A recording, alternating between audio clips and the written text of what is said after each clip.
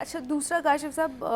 ہمارے کیا آپ کو لگتا ہے کہ ہماری یوتھ کے اندر اتنا اسپارک یا اتنی کیپیسٹی موجود ہے کہ وہ اس میں اپنا فیوچر بنا سکتے ہیں اے آئی میں یا پوری اس فیلڈ میں اگر بات کی جائے؟ اور دوسرا آپ کو پتہ ہے کہ یہاں پر انٹرنیٹ کے اوپر بھی بندشیں بھی ہیں، پرابلمس بھی چل رہی ہیں، انٹرنیٹ سلو بھی ہو جاتا ہے، تو اس کی وجہ سے ہمارے جو ینگسٹرز ہیں ان میں کہیں نہ کہیں ڈی موٹیویشن بھی آ گئی ہے کہ ہم اب کیا ہی کر سکتے ہیں اگر یہ اسی طرح چلے گا، بیکاز بہت سارے ایسے پلیٹ فارمز ہیں جہاں سے ہمیں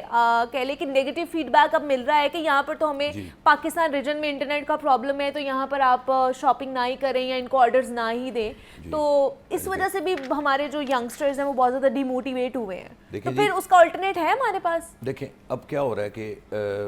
ہم تیسرے نمبر پہ ہیں پوری دنیا میں، پاکستان تیسرے نمبر پہ ہے ٹیلنٹ میں،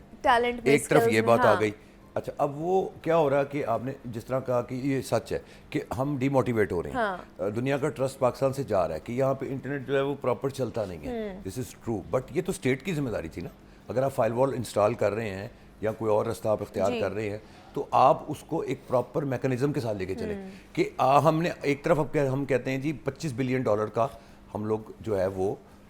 ٹارگٹ پورا کریں گے آئی ٹی انڈسٹری کے تھرو، دوسرے انڈسٹری ہی آپ نے بٹھا دی، جیسے ٹیکسٹائل بیٹھ گئی، دوسری بیٹھ گئی، یہ بھی بیٹھ جائے گی، تو یہ ایک بہت بڑا المیہ ہے جو کہ میں سمجھتا ہوں کہ بہت بڑا سیٹ بیک ہے ہمارے لیے، ہمارے نوجوانوں کے لیے، کہ ایک طرف ہمارے فائنانس منسٹر صاحب کہتے ہیں کہ ہمارے نوجوانوں کو جاب کی کیا ضرورت ہے، وہ تو فری لانسنگ کر رہے ہیں، اچھا ہم وہ کام کر رہے ہیں کہ منہ پہ ہاتھ بھی رکھ رہے ہیں